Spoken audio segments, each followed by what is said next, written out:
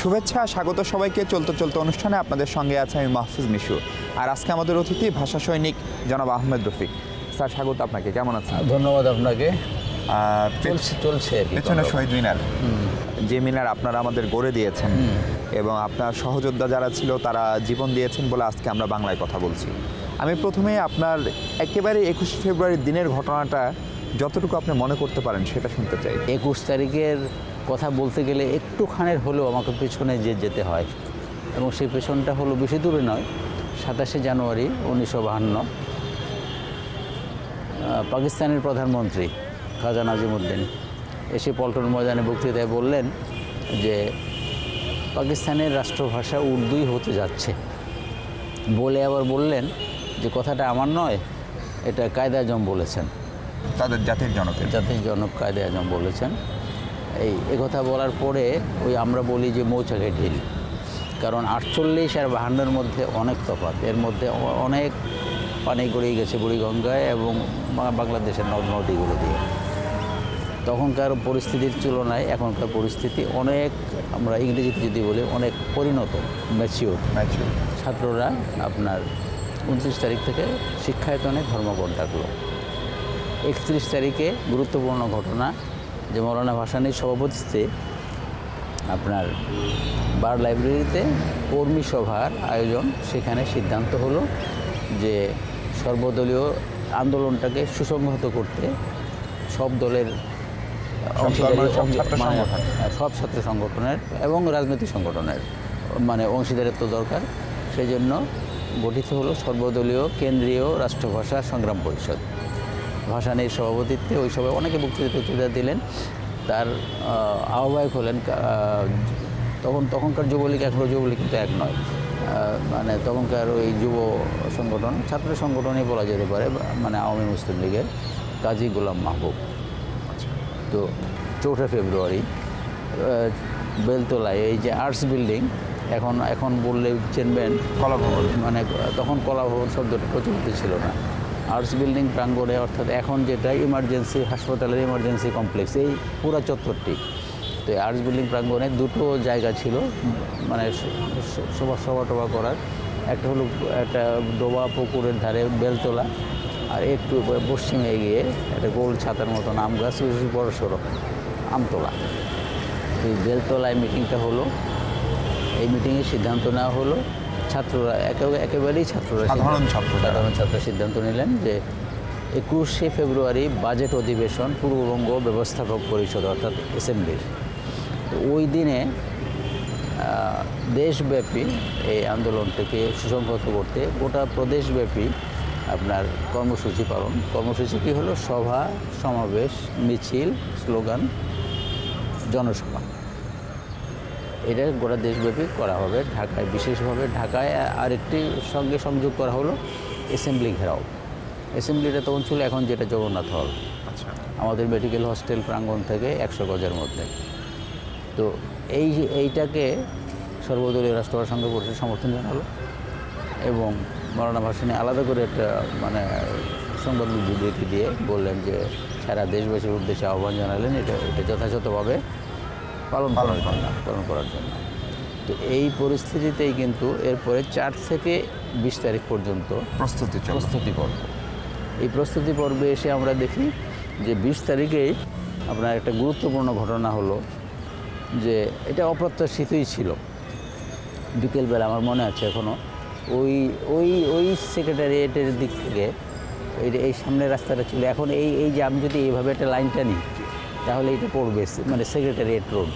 এই secretariat road ধরে আপনার একটা ঘোড়ার গাড়ি, সামনে মাইক ফিট করা, তারা ঘোষণা যে ম্যাজিস্ট্রেট সাহেবের আদেশ অনুযায়ী ঢাকায় আগামী 1 মাসের জন্য 144 ধারা জারি করা হলো। এটা কি এই প্রস্তুতির একটা সরকার বা গোয়েন্দা সংস্থা জেনে গেছিল, তারই ফলাফল ছিল? হ্যাঁ, অবশ্যই তারা ভয় পেয়েছিল, কারণ যেভাবে প্রস্তুতি হচ্ছিল সারা প্রদেশের জেলাগুলো, জেলা শহর, মহকুমা শহর এবং কোনো থানা শহর পর্যন্ত যেভাবে প্রস্তুতি পর্ব চলছিল, তাতে আমি লিখেছি কয়েকবার যে তারা ভয় পেয়েই এই কাণ্ডটা করে ভুল করলো। আমি বলবো ভুল করলো, কারণ ওই যে কথা আছে না, রবীন্দ্রনাথের বাধা দিলে বাঁধবে লড়াই।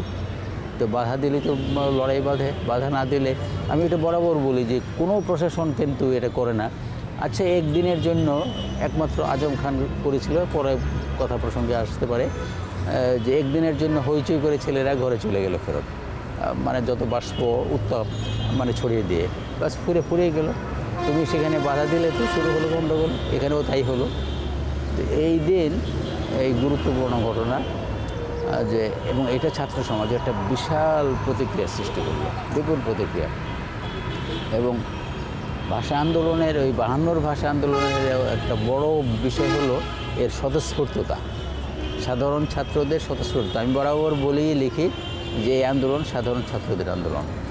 কথাটা কিন্তু মৌলানা ভাসানীও অন্যভাবে বলেছেন, ভিন্নভাবে। তো এর ফলে হলো কি, রাজনীতিকরা যে সর্বদলীয় রাষ্ট্রভাষা সংগ্রাম পরিষদে প্রাধান্য ছিল রাজনীতিকদের, তারা সমস্যায় পড়লেন এই জন্য যে সামনে সাধারণ নির্বাচন, প্রাদেশিক নির্বাচন। তো এখন সরকারের সাথে সংঘাতে গেলে নির্বাচন বন্ধ হয়ে যেতে পারে। কাজেই তারা ওই রাজনৈতিক স্বার্থের দিকটি চিন্তা করে মিটিংয়ে বসলেন সন্ধ্যার পরে, 20 ফেব্রুয়ারি রাতে। আমরা যে কোনো মূল্যে 140 ধারা ভাঙার জন্য প্রস্তুত। তার মানে 20 ফেব্রুয়ারি রাতেই সিদ্ধান্ত ছাত্র ফ্রন্টে, মানে ছাত্র সমাজের সিদ্ধান্ত যে 140 ধারা মানি না, 140 ধারা ভাঙবো। এবং এটা জগন্নাথ কলেজের আমাদের বামপন্থী ছাত্ররা, ইঞ্জিনিয়ারিং কলেজ, মিটফোর্ড, আপনার ইডেন কলেজ, এমনকি পরে কামরুন্নেসা গার্লস স্কুলের যে জ্যেষ্ঠ শ্রেণীর ছাত্রীরা পর্যন্ত আপনার এই সকালে পরের দিন 21 ফেব্রুয়ারি আমতলা মিটিংয়ে এসেছিল। তো এরকম একটা ব্যাপক অবস্থার মধ্যে এরা সিদ্ধান্ত নিলেন 11-3 ভোটে, কেউ বলেন 11-4 ভোটে, যে 140 ধারা ভাঙা হবে না, সর্বদলীয় রাষ্ট্রভাষা সংগ্রাম পরিষদ। তা তখন সেখানেই যে 3 জন আপত্তি করেছিলেন, একজন হলো আব্দুল মতিন, বিশ্ববিদ্যালয়ের রাষ্ট্রভাষা সংগ্রাম কমিটির আহ্বায়ক, দ্বিতীয়জন যুবলীগের অলি আহাদ, তৃতীয়জন আমাদের ঢাকা মেডিকেল কলেজ ছাত্র ইউনিয়ন, তখন ছাত্র ইউনিয়নই বলতো, ছাত্র সংসদ বলতো না, ছাত্র ইউনিয়নের ভিপি গোলাম মাওলা। স্যার, তারপরে তো ইতিহাস সাক্ষী যে 21 ফেব্রুয়ারিতে সাধারণ ছাত্রদের জয় হলো, আমরা সেই গল্প শুনবো। তার আগে ছোট্ট একটা বিরতি নিতে চাই। দর্শক, ছোট্ট একটা বিরতি নিতে চাই, শুনবো 21 ফেব্রুয়ারিতে কীভাবে সাধারণ ছাত্ররা 144 ধারা ভঙ্গ করে আমাদের ভাষার অধিকার ফিরিয়ে এনেছিল। তার আগে ছোট্ট একটা বিরতি নিচ্ছে, আমাদের সঙ্গে থাকবেন নিশ্চয়ই।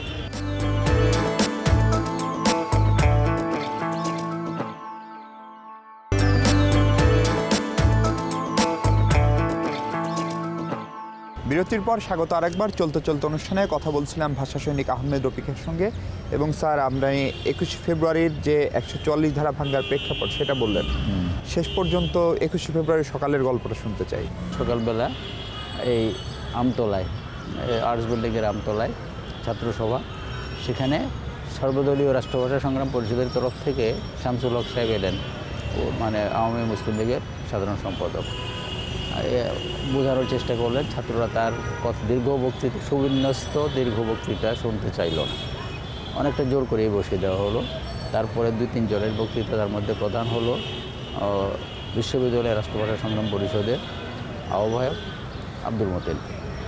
তিনি সরাসরি বললেন যে তোমরা কী চাও, ছাত্ররা কি 140 ধারা মানবে না ভাঙবে? এক কথায় ভাঙবো। বক্তৃতার কোনো প্রয়োজন ছিল না। সামাদ সাহেব তখন প্রস্তাব করলেন, মানে আব্দুস সামাদ আজাদ, আর তখন তো আজাদ ছিলেন না তিনি। তো মানে আব্দুস সামাদ তিনি বললেন যে 10 জন করে 10 জনই মিছিল। আরও 2-1 বক্তৃতা করলেন, মিছিল শুরু হলো। ছেলেরা, ছাত্ররা আপনার এই ছুটে যাওয়া, একটা উন্মাদনা, এর মধ্যে চলছে টিয়ার গ্যাস বর্ষণ, কুছ পরোয়া নেই। তো এই উন্মাদনার মধ্যে কে কার আগে গিয়ে দাঁড়াবে, এই লাইনে ছাত্রীরা, বিশ্ববিদ্যালয়ের ছাত্রীরা, এরা সবাই মিলেই আপনার শুরু হলো। এই শুরু হওয়ার মধ্য দিয়েই রাস্তায়, কিন্তু বাইরের রাস্তায় প্রস্তুত ছিল খাকি হাফ প্যান্ট পরা পুলিশ, কিছু করে হাতে লাঠি, আর বাকিদের হাতে 303 রাইফেল। আর পাশে 2টা, আমার এখনও মনে আছে, 2টো আপনার বড় সড়ো ট্রাক এবং জিপ, এবং কয়েকজন পুলিশ কর্মকর্তা। সবারই চেষ্টা হলো যে এইভাবে আপনার একটা ঢেউয়ের মতন বাইরে যাওয়া। এবং ওদের ব্যারিকেড এত শক্ত করে দিয়েছিল পুলিশ, এত, এবং লাঠি পেটার জন্য আবার ফেরত আসা। এই জোয়ার ভাটার কাজটা বেশ খানিকক্ষণ চলার পরে বেলা 3টা 20 মিনিট, সময়টা আমাদের নয়, সময়টা সরকারের নির্ধারিত সময়, এবং এলিস কমিশনের রিপোর্টও এই 3টা 20 মিনিটে গুলিবর্ষণের কথা আছে। আপনার কাঠের মানে গেট, তার কাঠ দিয়ে এরকম করে গেট করে না, হা করে খোলা, আপনার ঢুকছে বেরোচ্ছে, এর মধ্যে তারা একটু সামনে এসে গেটের একটু ভেতরে ঢুকে পুলিশ অবস্থান নিয়ে গুলি চালায়। এলিস কমিশন বলে যে পুলিশ মানে বাইরের রাস্তার থেকে গুলি চালিয়েছে। আমি বলি বা আমরা বলি যে রাস্তায় যদি গুলি চলে তাহলে ওইখানে রাস্তার থেকে গুলি করলে গুলি কি ঘুরতে ঘুরতে এই 20 নম্বর ব্যারাকের সামনে এসে জব্বারকে মানে তলপেটে মানে আহত করবে? অসম্ভব। আসলে ওরা ভেতরে ঢুকে করেছিল। প্রথম গুলিটা লাগলো রফিকুদ্দিনের মাথায়। রফিকুদ্দিন আহমদ মানিকগঞ্জ দেবেন্দ্র কলেজের আইকম ছাত্র। আর তারপরে দ্বিতীয় হলো ওই 20 নম্বর ব্যারাকের সামনে আপনার আব্দুল জব্বার কপরগাঁয়ের, আপনারা জানেন। 3 নম্বর হলো আমাদের বিশ্ববিদ্যালয়ের মানে ছাত্র রাষ্ট্রবিজ্ঞানের আবুল বর্গ। 12 নম্বর এইটার শেষ মাথার ব্যারাকটা ছিল 12 নম্বর। এই 12 নম্বরের ঠিক সামনে বারান্দায় এই 3 জন। আর বেশ খানিক পরে আপনার ওই দিকে 6 নম্বর ব্যারাকের কাছাকাছি মানে ওখানে আব্দুল সালামের পায়ে গোড়ালিতে গুলি লাগে। আপনারা তখন মিছিলের ভেতরেই? আমরা তখন এই মিছিল না সমাবেশ, ভেতরে সমাবেশ, অনেক ছাত্রই বেশি এই সমাবেশে। তো এখানে একটা কথা বলি আমি, এটা অপ্রিয় কথা, তখন কিন্তু এই সমাবেশকে পরিচালনার জন্য কোনো নেতৃত্বকে দেখা যায়নি। এই জন্যই বলেছিলাম কথাটা যে সাধারণ ছাত্র এবং স্বতঃস্ফূর্ত আবেগটা ছিল স্বতঃস্ফূর্ত। তো এখানে এই 4 জন এখানে গুলিবিদ্ধ হয়েছিলেন। আর ওই যে ওখানে সামনে খেলার মাঠের সামনে যে আপনার পয় পাম্পের কাছে এই কোনাটায় বেশ কিছু লোক জমা হয়েছিল। ওই দিকেও কিন্তু প্রধান অবশ্যই এই দিকেই গুলিগুলো, ওইখানেও কিছু গুলি ছড়ে। সেখানেও একজন ওই আলিয়া মাদ্রাসার ছাত্র আমিনী, তার পাশেই এক যুবক শার্ট প্যান্ট পরা, তার গুলি লেগেছিল। তাকে ধরাধরি করে নিয়ে গেছিলো। কোথায় নিয়ে গেছিল, কোনো হাসপাতালে, এটা আমরা পরবর্তী সময়ে আর মানে চিহ্নিত করতে পারিনি। এখন স্যার আমরা যেটা দেখি যে একটা গুলি টুলি করলে সব ফাঁকা হয়ে যায়, তখন ওই যে সালাম বরকত যারা গুলি খেলো, আপনারা যারা সহযোদ্ধা ছিলেন তারা কি করলেন? তারা ছোটাছুটি, কেউ গিয়ে আপনার তখন হোস্টেল প্রাঙ্গণে অনেক গাছরা ছিল, কেউ মানে আপনার ব্যারাকের শেডগুলোর পেছনে গিয়ে আশ্রয় নেওয়া অথবা গাছের আড়াল নেওয়া। তারপরে যখন ওই টিয়ার গ্যাস ছড়ে, আমি আপনাকে বলি, একটি ছাত্র ছত্রভঙ্গ হয়নি। তখন কেউ আমাদের মধ্যে ডান পিঠে 2-4টে ছেলে ছিল, যেমন একজনের নাম হলো মোশাররফুর রহমান খান, আমার সহপাঠী। ও ওই মানে দীর্ঘদেহী সুদর্শন বলিষ্ঠ ছেলে, ওই মানে টিয়ার গ্যাসের আফাটার শেল তুলে আবার ওদের দিকে ছুড়ে ফেলে। তো তার মানে সাহসী কনফ্রন্টেশন। কিন্তু একটা মোটিভেশনের যে জায়গা, সেই জায়গাটা কোত্থেকে আসলো? সেই মোটিভেশনের জায়গাটা ভাষা, মাতৃভাষা বাংলার অধিকার। এবং মানে গোটা এই 47 থেকে 52, মধ্য 47 থেকে 52 পর্যন্ত মুসলিম লীগের প্রধান শীর্ষস্থানীয় নেতাদের মুখে বারবার বলা হয়েছে যে পাকিস্তানের রাষ্ট্রভাষা হবে উর্দু, একমাত্র উর্দু। তো সেখানে বাংলা উর্দু ভাষা যদি হয় রাষ্ট্র, তাহলে সাধারণ অশিক্ষিতের কথা তো বাদ দিলাম, শিক্ষিতরাও তো আর দ্বিতীয় শ্রেণীর নাগরিক হবে। সুযোগ সুবিধা, রাজনৈতিক, সামাজিক, বৈষয়িক, ব্যবসা বাণিজ্য, আমলাতান্ত্রিক ব্যাপারগুলো সব তো পিছিয়ে করবে বাঙালি, এই চিন্তাটা ছিল। স্যার, এই 21 ফেব্রুয়ারি থেকেই পরবর্তী সব ঘটনাক্রম এবং 1971-এর 16 ডিসেম্বর বাংলাদেশের বিজয় অর্জন এবং আজকের বাংলাদেশ নিয়ে আপনার কথা শুনবো। তার আগে আবার একটা বিরতি নিতে চাই। দর্শক, ছোট্ট একটা বিরতি নিচ্ছি, আমাদের সঙ্গে থাকবেন নিশ্চয়ই।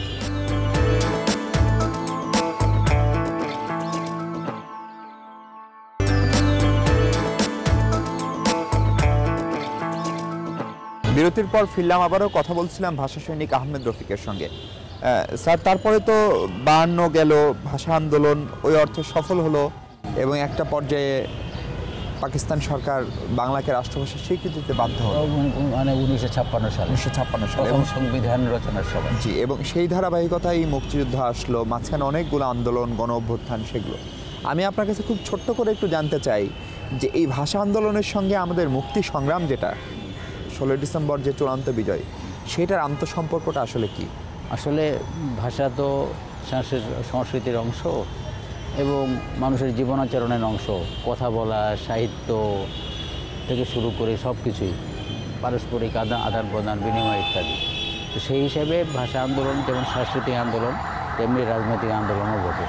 যে জন্য এখনও আমাদের প্রধানমন্ত্রীরা, রাষ্ট্রপতিরা স্বীকার করেন যে ভাষা আন্দোলনের সূতিকাগার থেকে জাতীয়তাবাদী চেতনার মাধ্যমে 69-এর গণজাগরণ হয়ে 71-এর স্বাধীনতা যুদ্ধে আমরা স্বাধীন বাংলাদেশ পেলাম।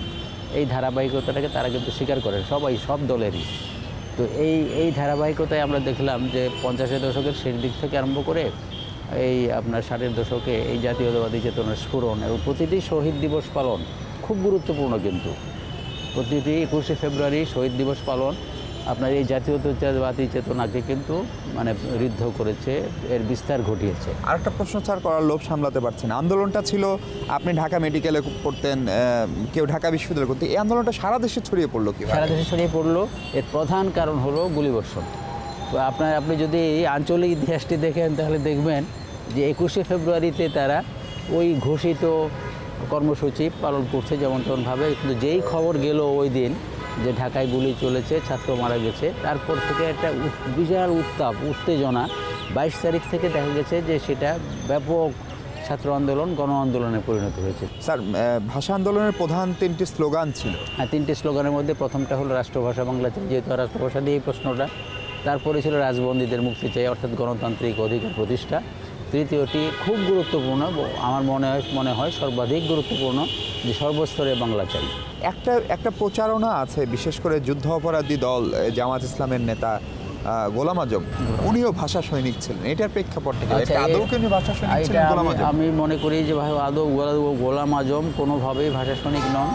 এ ব্যাপারে আমার নিজের ব্যক্তিগত অভিজ্ঞতা নেই। আমার বন্ধু ভাষা মতিন অর্থাৎ আব্দুল মতিন কথাটা আমাকে বারবার বলেছেন যে ঢাকায় যখন নাকি প্রধানমন্ত্রী লিয়াকত আলী এলেন, তাকে ডাকসু অভ্যর্থনা দেবে, সেইখানে স্মারকলিপি দেওয়ার প্রস্তাব হলো বাংলা রাষ্ট্রভাষার জন্য। তো সেই বাংলা, তখন ডাকসুর ভিপি ছিলেন অরবিন্দ বসু, জিএস সাধারণ সম্পাদক ছিলেন গোলাম আজম। তো যেহেতু কৌশলগত কারণে অরবিন্দ বসুকে দিয়ে স্মারকলিপি দেওয়া বলে তার প্রতিক্রিয়া হতে পারে, হতো উনি হিন্দু বলে। হ্যাঁ, উনি হিন্দু বলে, এবং তারা অনেকবারই বলেছেন, জেনারেল সাহেব এসে বলে গেছেন তো 48-এ যে আমি হিন্দু ছাত্রদের সঙ্গে বসতে চাই না, যে জন্য অরবিন্দ বসু গেল না। তো সেই জন্য গোলাম আজমকে দিয়ে আপনার স্মারকলিপিটা তাকে অনেক বুঝিয়ে সুঝিয়ে রাজি করিয়ে স্মারকলিপিটা দেওয়া হলো। তার জন্য তো তিনি আর ভাষা সৈনিক হতে পারেন না।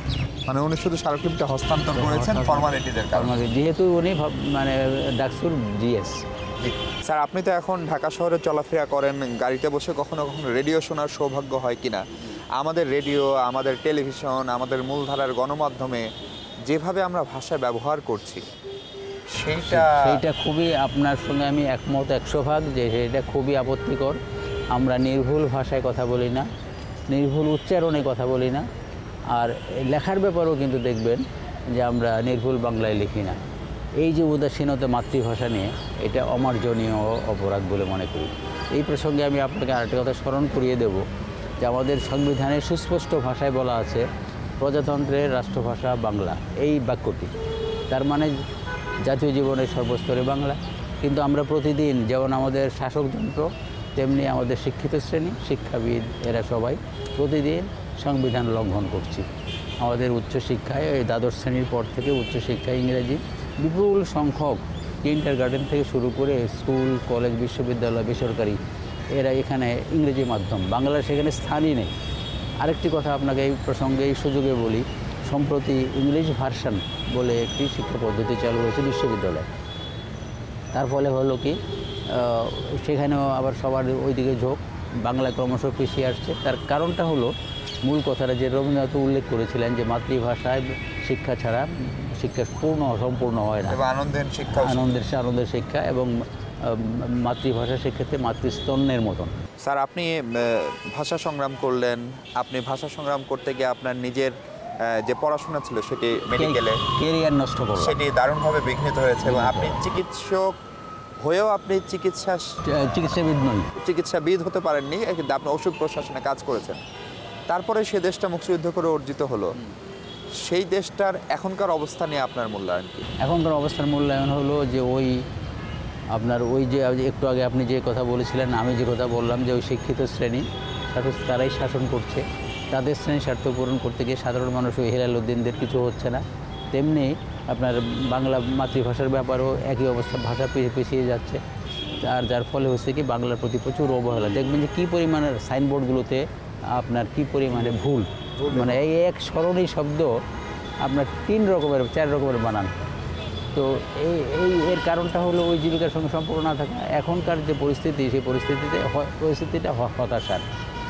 একজন ভাষা সংগ্রামী হিসেবে, একজন সচেতন নাগরিক হিসেবে আমি বলবো আমার জন্য এটা বিরাট হতাশা, যে জন্য লড়াই করা হলো, সমাজ পরিবর্তনের কথা বলা হলো, সমাজ বদলের কথা বলা হলো, সেগুলো আমরা ওই শ্রেণীর স্বার্থের কারণে হারালাম। স্যার, আপনাদের এই সাধারণ ছাত্রদের আন্দোলনের যে দিনটি সারা পৃথিবীর একটা সংগ্রামের চিহ্ন, হ্যাঁ, সেই ঘটনাটা নিশ্চয়ই খানিকটা শান্তি দেয় আপনাদের? হ্যাঁ, অবশ্যই। আবার সেই সঙ্গে অশান্তিও দেয় যে বহির্বিশ্বে এই প্রচার এবং স্বীকৃতির পরও আমাদের মানে চক্ষু মিলন হচ্ছে না, বোধোদয় ঘটছে না যে আমরা আমাদের মাতৃভাষাকে জাতীয় ভাষা হিসেবে প্রতিষ্ঠিত করি, জীবিকার ভাষা হিসেবে প্রতিষ্ঠিত করি।